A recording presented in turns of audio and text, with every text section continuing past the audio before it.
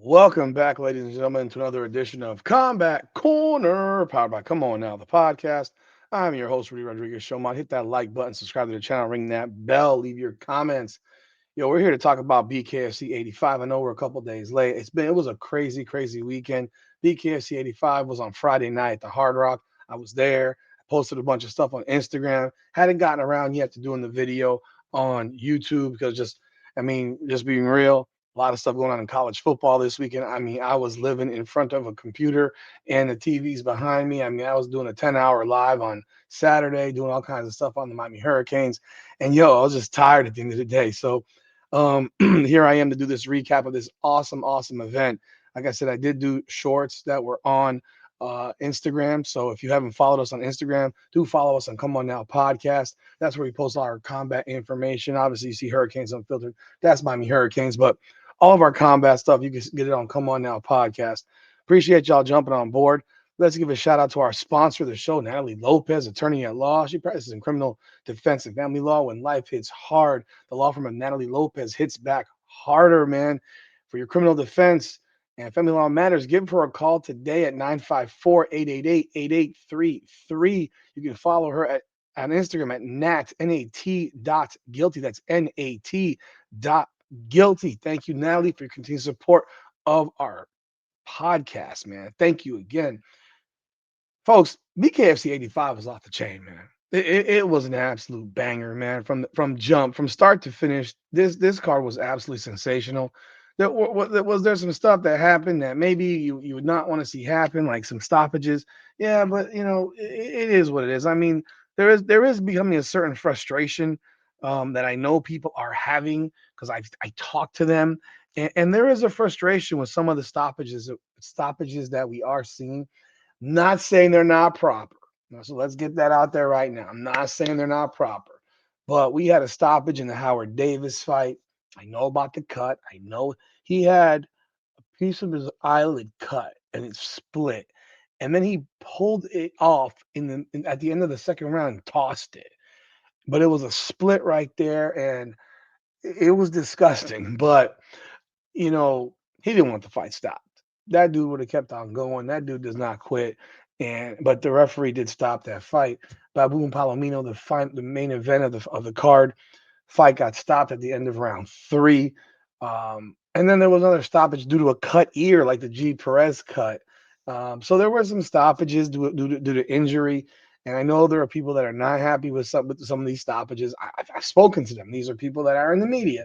We're like, what are we doing? This is bare knuckle, man. These guys are here to fight, man. You're doing bare knuckle. It's gonna get bloody. Let it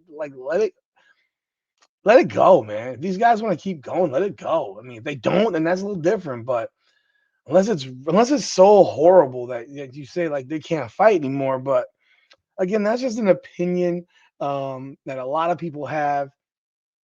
Just being real. I'm a truth teller, man. I can't help it. But the card itself was fantastic, man. Obviously, the main event of the card, Luis Baboon Palomino and Austin No Doubt Trout. Austin No Doubt Trout gets another W over Luis Baboon Palomino via stoppage. End of round three, Trout landed a shot that shut Palomino's left eye. It was meat pattied up pretty good. Let's see if there's any video here from the event on the Instagram page. It was meat pattied up pretty damn good. I gotta be real. It was a nasty, nasty shot. You could tell that it had a major impact on Palomino. Do I think he wanted to keep on going? Yeah, I do. You could hear him say he can't see out the eye. Like it was shut. It was meat patty shut. Like let's see if we have it right here because we have here. Down right back after Trout landed. Palomino throwing the jab. Stocking pressure now from Trout. Austin Trout turning up the pressure. Right here. He caught him with something right here. Yeah, he heard him right there, and it busted up. It just busted up Palomino's eye. Fight was a good fight, man. Fight was a close fight. It was a little surprising the way Palomino fought him. I thought he would go in like real aggressive, pit bull style. I thought he was going to be putting his head down, biting his mouthpiece, and just pushing forward. He kind of try to box him again, man. It was a bit weird. I gotta tell you, even Trout was pretty surprised that Baboon tried to box him again, but he did well. It wasn't like the first fight wasn't really close. This fight was close. I mean, maybe if you had Trout winning 2 of 3 rounds, I mean, it was a close fight. It was a good fight. I thought Trout was starting to pull away a little bit in round 3. You could see some damage that he was doing. It was a great fight, though. Disappointing the way the fight ended. There are questions now as to what Baboon Palomino will be doing. Will he hang it up, man? That's his first loss at 155.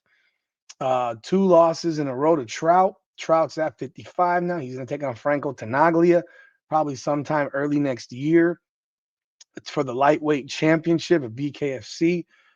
And realistically, the fight that that Trout expected, he said in the post fight, was that he expected Palomino to just come straight forward like a bull and try to make it dirty, and he didn't.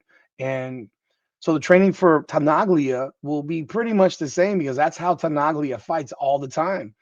And that fight will be probably sometime early in the spring. Trout, I think, is just too good at this point. His boxing is just too on point at this division. This is his real weight class. He's not a 165 guy. And he looked fantastic. He looked really good. So salute to Austin Trout, big time win, and I really expect him to beat Tenaglia. So don't know where that fight will take place. I hope it's in the U.S. I hope it's at the Hard Rock, but my guess it's probably end up being in Dubai or Spain or something like that. So be on the lookout for it. Now, the main event to me of this fight card, all due respect to the 2 fighters in the main event, I thought the main event was really the Justin Ibarrola Ryan Reber fight. Now, Justin Ibarrola and Ryan Reber have no beef whatsoever, but we tried to make some try to get them at each other. I did a face off with them. It was fun. Um, a lot of the talking involved in this fight was really about the size difference. Reber is bigger than Ibarrola. There are people that thought that Ibarrola would be too small, too weak, not able to physically impose himself. And the way I saw it, going into the fight was I thought it'd be a very good fight, to be honest. Both guys are really good dudes. I'm friendly with both of them. Talk to them, a bunch, and it was hard for me to watch these guys fight because I really wanted them both to have get a chance to win. I really wanted them both to win, because I know what it means to both of them. Reber's getting older. He had that one opportunity against Blas, didn't look good. In fact, he looked terrible. And he said he learned a lot of stuff from that fight, and I think he did. Like even in the weight cut, he was shredded. I mean, Reber was shredded, and it didn't matter, man, because Justin Ibarrola is just a different type of fighter, man. Justin Ibarrola, I picked him to win. I thought he'd win via decision. I picked him to win. I thought this was a stylistic matchup. If Reber's moving backwards, Reber can't win. And it's exactly what happened. Justin Ibarrola pushed the pace. I talked to Justin the day before the fight, and he told me flat out, I'm gonna be moving forward immediately. I gotta move forward immediately and not he can't you know, try to time him. I gotta push forward. And that's what his coach wanted him to do because it's pretty obvious that when Reber's on his back foot, he's not as successful. You saw that against Matt Guyman. And when you watch this particular fight, it was like, and I mean, realistically, this was about who imposed their will. And I was actually really surprised to see Ryan Reber moving backward. I was like, you can't. And I talked to his manager before the fight. I said, if he moves backward, he's going to lose. And that's what happened. He moved backwards. Ibarrola pushed him backward. He came forward from the jump. Justin told me the night before he's going to knock him out in the first round. Everyone says that, but he said he's going to knock him out in the first round. And I tell you what, he came forward the whole first round. He came forward. Now round two, Reber landed a couple shots, but again, it was a lot more volume from Ibarrola. He was really the one controlling tempo, controlling distance, and he continued to press forward. I thought he won the first 2 rounds. I thought he won the first 2 rounds. I mean, you know, he just. I mean, hey, the funny thing is, it says that Reber threw more punches. I find that shocking. I find that shocking because I watched this fight and he's moving backward the whole time. Round one, Ibarrola outlanded him. Round two, Ibarrola outlanded him. Now in round two, he did land a couple of clean shots on Ibarrola, and one that rocked him a little bit, pushed him backward a little bit. But Reber's strong, man. He's gonna land some big shots. Yeah, but round three, man, Joy Boy just put the pressure on and absolutely mauled Ryan Reber in the third round. He came forward, he landed a big shot. He dropped Reber twice in round three, and the second knockdown, bro, he hit Reber with a shot to the left eye that broke his orbital. I mean, he shattered his face. It was a devastating shot. And I want to see if there's a picture of it here. Um, let's see if we get what we got here. So 55 seconds remaining, round three. Right hand, knockdown number two. He's hurt. He's hurt, man. I don't know if he's getting up to him. He can't see. I think that's it. 7. That's 8. No more. 10. Time. We have a new BKFC Bantamweight World Titleist. It is Justin Ibarrola. Just like that. 55 seconds shot remaining, again. round Yep, three. overhand. Right hand. And fuck you, Kai Story. Every time I fucking fight, you trying to see me lose, bitch. Come try to take it at 135. And fuck you, Kai Story. was Every after time the I fight. fucking fight, you trying to see me lose, bitch. That's the punch that ended the fight. Like that's knuckle to eye. And I will tell you this: I did talk to Ryan Reber after the fight in private. He said flat out, "I didn't see it. I did not see this punch coming. I did not see the punch, and there was nothing I could do. I didn't see the punch. I mean, it was a perfect shot. It was a kill shot, and nothing you could do. I mean, you see where it landed. I mean, when I saw Reber that night after the fight, I mean, I thought he I was surprised he didn't go to the hospital. His left eye was completely shut. I mean, it was golf ball. It was a golf ball. And I asked him like, "Look, like your shit's broken. Like your orbital's broken." And it seemed like it was, and it turns out that it was broken. And Justin Ibarrola is the new champion at 135.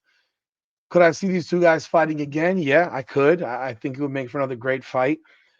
Joy Boy is a great fighter. I think people just underestimate him so much because he's kind of he's a fun loving type of guy. He likes to put on a little bit of a show. He came out in that monkey, the Luffy, whatever you call it, from One Piece character.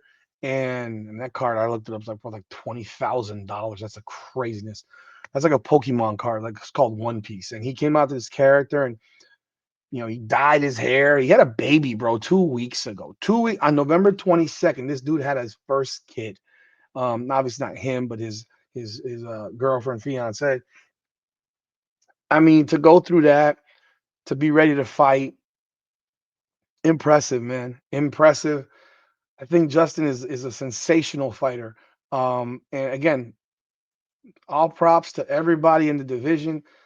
They constantly see it's almost like the Kai Stewart thing at 145 now. You notice that, Ibarrola has, Joy Boy has an issue with Kai. It seems like everybody got an issue with Kai because Kai talks a lot of shit, and he that's just who he is. And I know why he does it. He does it because when he was first fighting for the belt, they didn't want him to win. Like it's like they set up fights.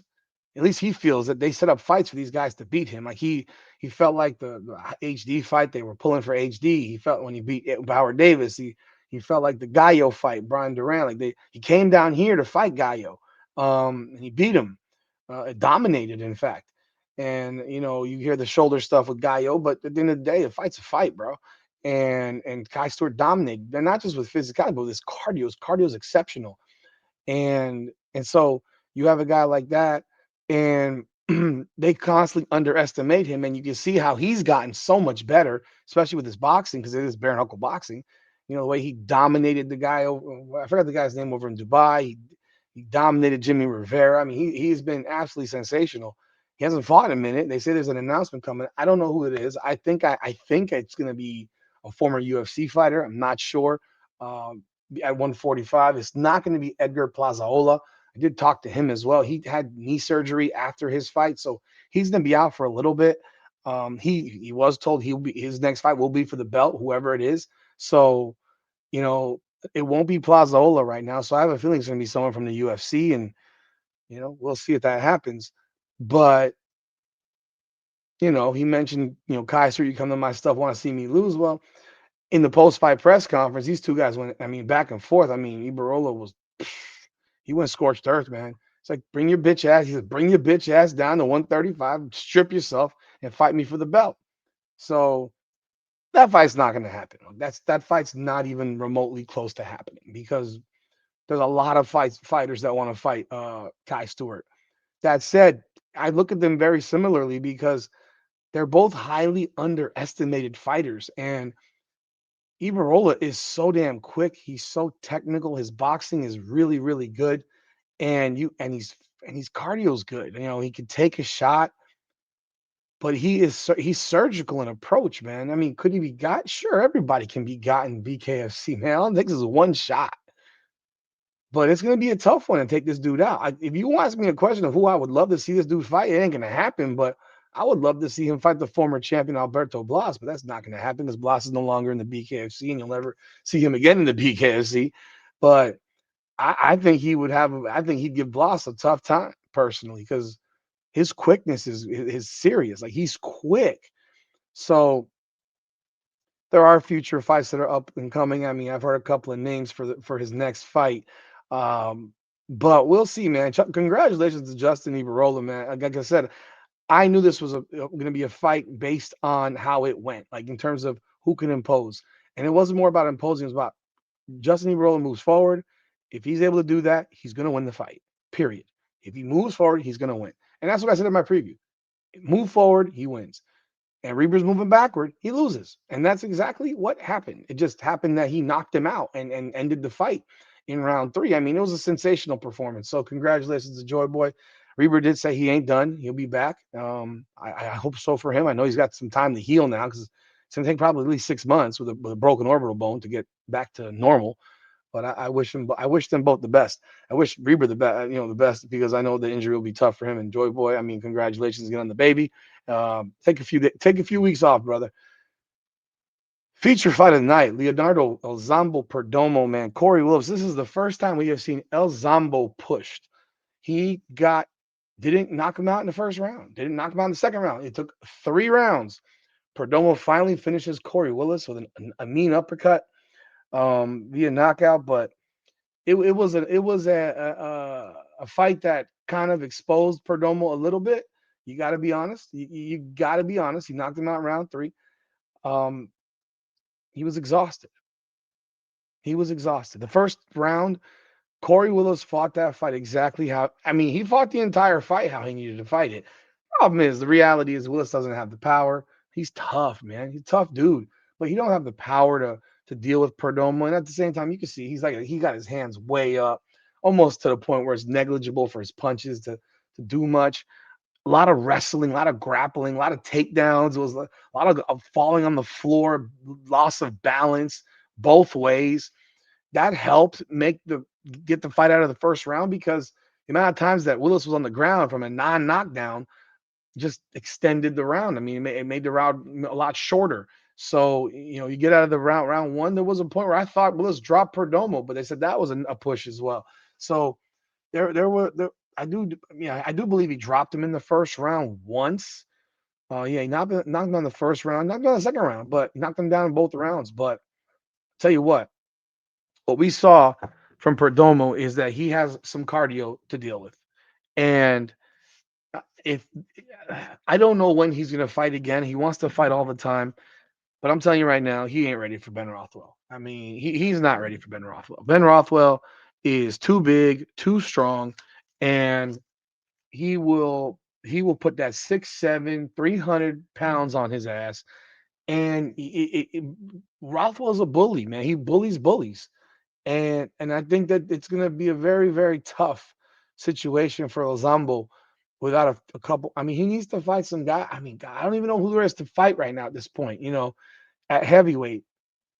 I don't know. Maybe he fights Mick Terrell. Maybe. We saw what Rothwell did to Terrell. So I gotta wonder who's. I mean, let me look. There's some guys out there. I mean, that I do know would be good options. I do think it requires them coming down to South Florida. Um, Parker Porter's one of them. Parker Porter is a guy that I think could be a tough fight for Zombo.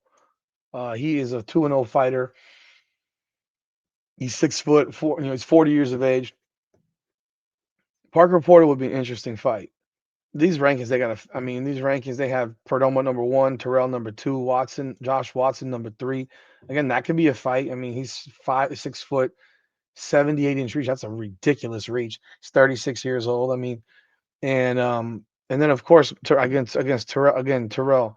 I don't know who Rothwell's fight. They have an announcement for Rothwell that they said they were announcing Monday, but Monday's come and gone, and I haven't heard the announcement. So I don't know if that changed. I'm looking at their page.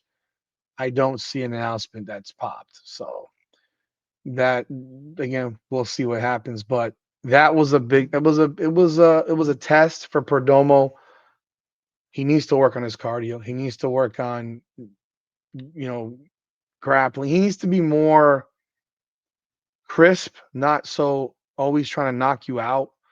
That's important to me. He has to work on a jab. It can't just be throwing home runs every time, trying to hit homers every time, because at some point you're gonna miss and get knocked out. I think a fight with Terrell would be a good fight. I'd love to see him fight Terrell. I think that would be the right fight for him next. Parker Porter or Mick Terrell. That's the right fight for Perdomo next. He ain't ready for Rothwell yet, man.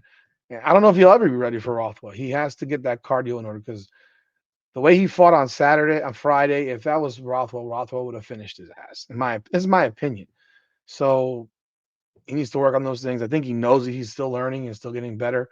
But this was definitely a test, and people were shocked. I mean, the spread for that was insane, by the way. So okay, what else did we have on tap for that fight card? Let's see here. We had Christine Vicens against Karina Dam. They came out rocking sock 'em real fast. Vicens with a first round KO at a minute 9, dominant, took care of business. I don't know who she has to fight at this point. She got beat up pretty bad by Christine Faria. Don't know who Faria's going to fight. I saw her at the event, talked to her for a few minutes. She had no idea. At least she wouldn't reveal it. Um, so we'll see if Vicens can get a rematch at some point with Faria. Don't know who really. I don't really know at this point who Vicens can fight, but she had a great fight. She performed exceptionally. Gogo Slavetsky, Jafar Fort Knox. Gogo Slavetsky goes out there like a fucking battering ram. He absolutely dominates. Drops Fort Knox. What did he drop him down 4 times? 3 knockdowns in the first round. Finished the fight in the first round. Minute 134. Gogo is back on track. 7-1. That was dominant. Is there any video from that fight? Let's see what we got here. Levesky literally exploding into the pocket. Heavy physical pressure from Levesky. Big left hands left at number 4. It was forced. That was not. Either we're gonna run it back with Julian. I'm open any day of the week, twice on Sundays. Or you can give me some of these degenerate YouTubers, TikTokers, or these UFC fighters that just want to collect a check over here. Give it to me, and I'll retire them in a wheelchair. Gogo's a bad motherfucker, man. I tell you that right now. He's not going to get the fight with Julian Lane, because that fight's been set with Dustin Paige. That fight's set for January 17th. Paige earned this title shot. It's the Mohegan Sun, January 17th up in Connecticut. So if you're in the Connecticut area, you definitely want to go to this fight, because this fight's going to be a slobber knocker. These guys are going to kill each other. Definitely looking forward to this fight. Could there be a fight with Gogo and Julian Lane in the future? Absolutely, but he's gonna have to get through his next fight, and Lane has to get through Paige first. So then you got on top of this. Let's go beyond. Stephen Tomahawk Townsend and Julio Perez Rodriguez. That fight was an absolute banger. That one, man, could be fight of the year. You both guys dropped the other 2 times in the first round. Perez Rodriguez's face was a bloody freaking mess. Tomahawk Townsend got cut up pretty good too. he admitted that the second time he got knocked down by Rodriguez, that he was seeing stars. But he has experience. This guy's 45 years old, man. He's just when you say you're getting better, it's kind of crazy, but this guy is getting better. Like if you go look at him, he lost to Bercier on February of 2024. Since then, he's won 3 straight fights, all of them via knockout. He has gotten better, and he's learning this sport, and it's showing. So there's talk of him fighting now Esteban Mohawk Rodriguez. Don't know where that fight would take place. They both want the fight. I kind of made a joke in the press conference of loser loses their nickname, and then it turned into loser cuts their hair because they both have mohawks, and Mohawk has a real mohawk. Tomahawk has like a mohawk, but a low mohawk. So that would kind of got joked around with. Loser cuts their hair, but you got two guys that are going to be very, very exciting when that fight's going to happen. I have a feeling it's probably going to set up a number 1 contender because if Tomahawk wins a fourth fight in a row, he's the number 1 contender, and Mohawk's already right there. So I don't know who is going to fight Sakara next, but I thought Mohawk would get that shot, but maybe they have somebody else fight Sakara in the meantime before the winner of this gets that fight. So incredible performance. He knocks him out in round 2 at 39 seconds. Here's some video from it. Let's see right here. This one was just a slobber knocker, people. Like it was bloody. Body shot. Body shot.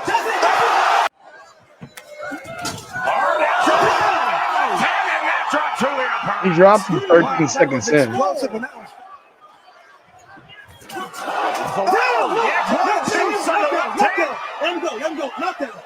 And that is gotta be careful coming in this place. hard overhand left, and that cuts the cheek under the right eye of Steve Townsend. He says that one hurt him a lot. Then he dropped him. Oh.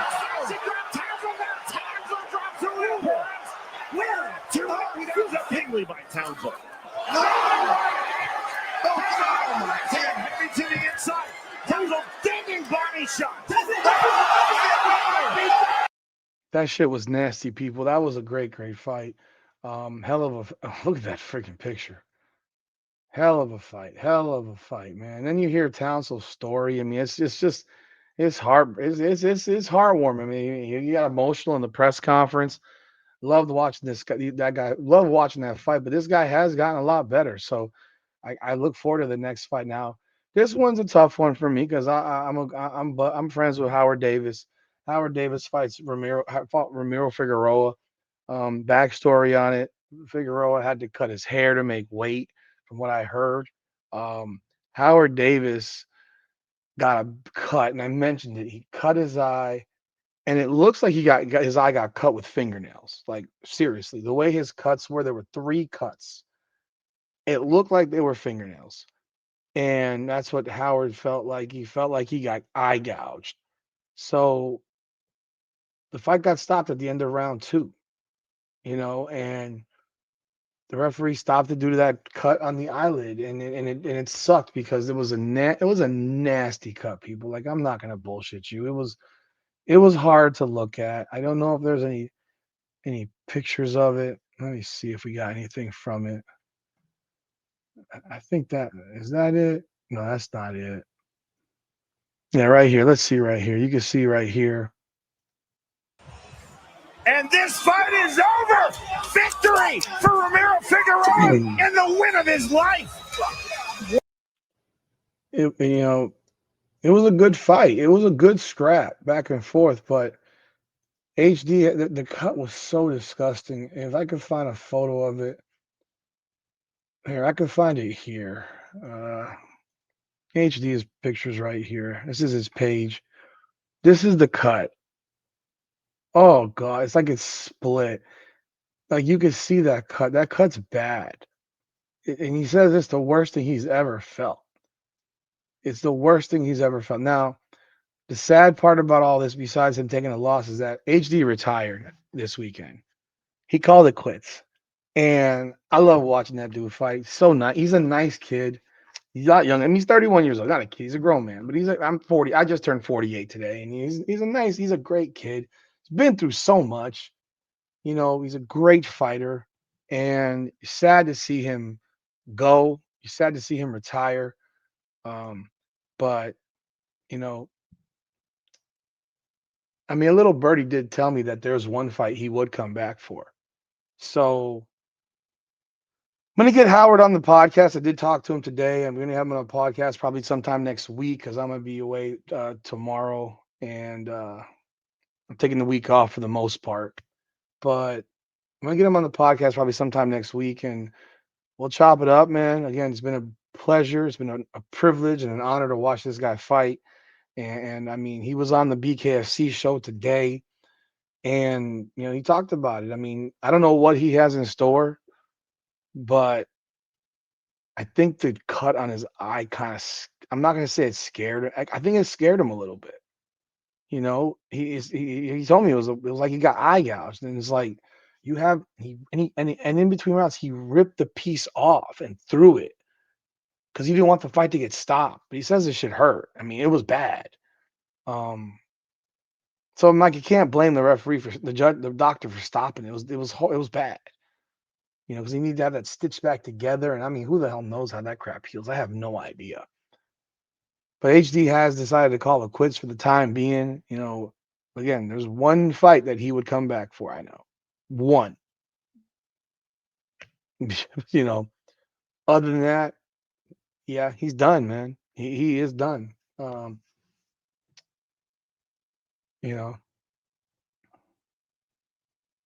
know, I do think that he has that itch as well. But with fighters, man, they take some time off and they realize, what, I want to come back. So I don't know how. We'll see. We'll see. But he says right now he's done. So I salute him, appreciate him. I thank him for putting on shows for us. You can see all the comments here, even from Kai Stewart. Has some of the most fight time in the game. Fun fights to watch. Was part of the first wave of featherweights. Enjoy time off, dog. I still bet he comes back. He's too good not to. Curious to hear comments, but Tomahawk Town's been honored to share space. Some of the same fight cards. You've always been a stand-up dude. I wish you blessings, all that stuff. Rambo's one of his closest friends. Thank you for everything. Forever my favorite fight, and the Broward boys will not be the same. Papa G, love my boy. I mean, Juggernaut, never get, bro. I'll see you back in there soon. See, we all think he'll be back. I mean, notorious Conor McGregor, man. What a fighter. Alberto Blas, God bless you. Really, a pleasure to spend time with you, champ. Andrew Strode, Joy Boy, Fuse UK, Young Merc. I mean, all the Tony Loco Soto. Um, yeah, you got a lot of people here.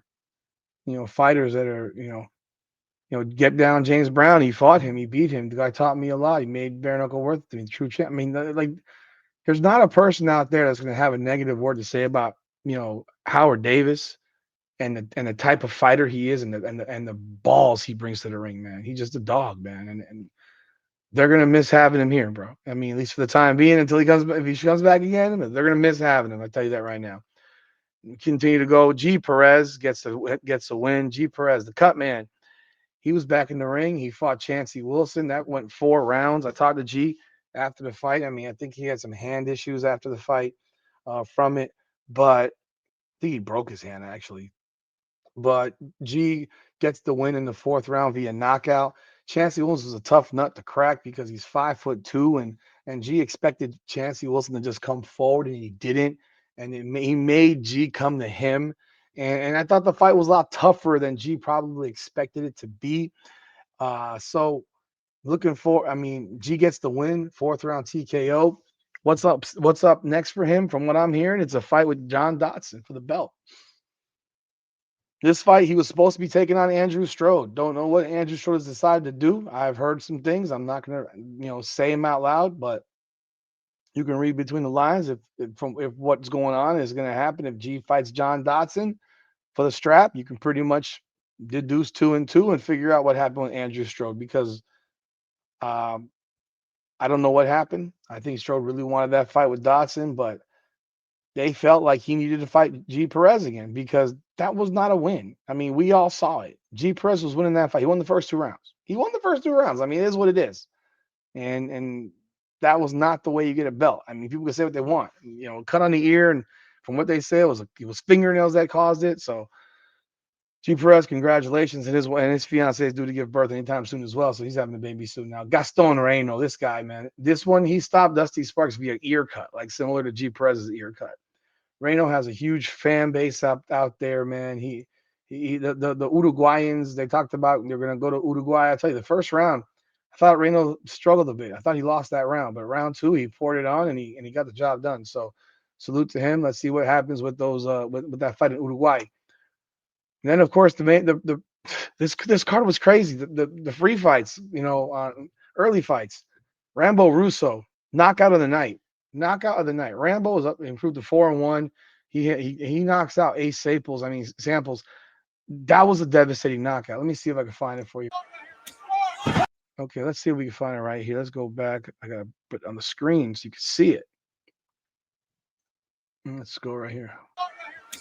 Down goes Ace Samples on the left hook, flat on his back, Dude, and we are done. Do you understand? The win, just like that. Do you understand? He just knocked this dude out with a jab. Rambo knocked this dude out with a jab. He got knocked out of the night for that. He knocked him out with a freaking jab. Holy shit, bro. Knockout via jab. It doesn't get any crazier than that, man. That was in freaking sane. Yeah, this is another angle of it.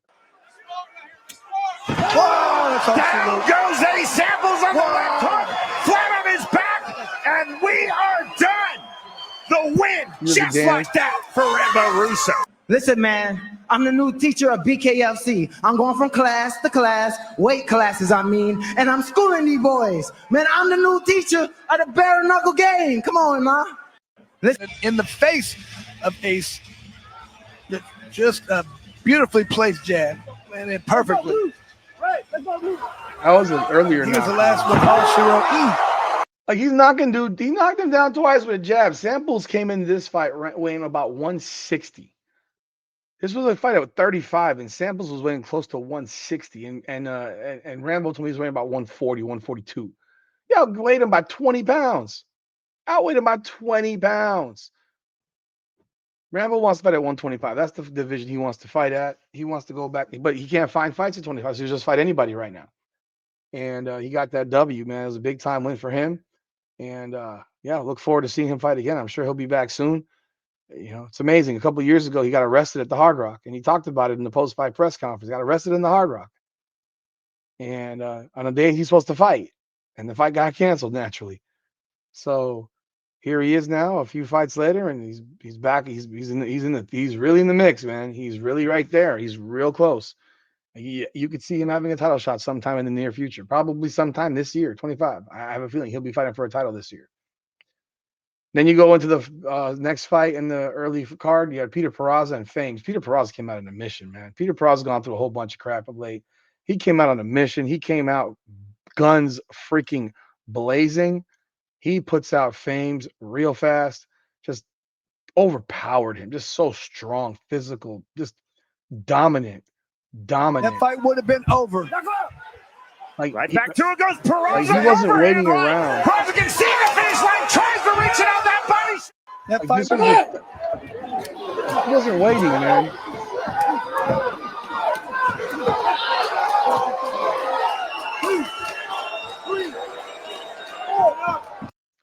There was a sick ferocity about Peraza that night. His ferocity was crazy in this fight, man. Seriously. See what's next for him, man. He's got fights out there, and he's come a long way, according to Dave Feldman, and an improvement in BKFC. And then the opening fight of the night was Ernesto Suarez against Angelo Colon. Ernesto Suarez gets the win via TKO. And that's it for the night, man. They didn't, there was a fight card this weekend, but this was a banger of a card, man. It was a sensational card. BKFC put on another show, and they'll be back in Fort Lauderdale, Hollywood in February. They said that they're looking to make an announcement. I have heard Kaseya Center. I have heard Marlins Park. They say it's gonna be a big one. I look forward to hearing it. You're gonna have to put on a mega card. for Kaseya Center. If you go to Kaseya or Marlins Park, you better have a mega card. Now, for myself, I would prefer Amarant because that's closer to where I live. I like the Hard Rock personally. That probably won't be in February, but my guess is June, July when they come back here because they come here like 4 times a year. That July card because they usually do February, July, September, December. They do July. I think July here will be in one of those places, and it's gonna be a slobber. It's gonna be a banger, man. But salute the BKFC, a great fight card. Great to see everybody here again. Shout out to Brian Sosha, always so nice. Cyrus Feldman, Serge, appreciate y'all with the credentials and having me there for the event. And I look forward to the next one, man. I really want to go to Knucklemania in Philly. They haven't announced a card yet. It is the same weekend as a Super Bowl. So that could be the one thing that stops me. But I don't think there won't be anyone from down here on that card, I don't think. I am a little surprised that Bryce Henry wasn't putting that 65 title shot versus Julian Lane, but Dustin Peg is very well deserving of that title shot. So that's all I got. Y'all let me know y'all thoughts in the comments, man. Hit that like button and subscribe to the channel. This is Combat Corner, powered by Come On Now, the podcast. Come on now. I've been down through the blood and the sweat. Guarantee you can know I'm a threat. I've been down through the blood and the sweat. And I ain't close to being done yet, I'm going all in. Yeah, I'm going all in. And I ain't close to being done yet, I'm going all in. Yeah. They know I'm going all in. Through the blood and the sweat, y'all know we ain't close to being done yet, I'm going all in. I've been down from the jump. Ain't no love lost, we just really doing us. Go and take your seat, looking silly getting up. Y'all know what it is, let me tell them what it was. It was 24/7.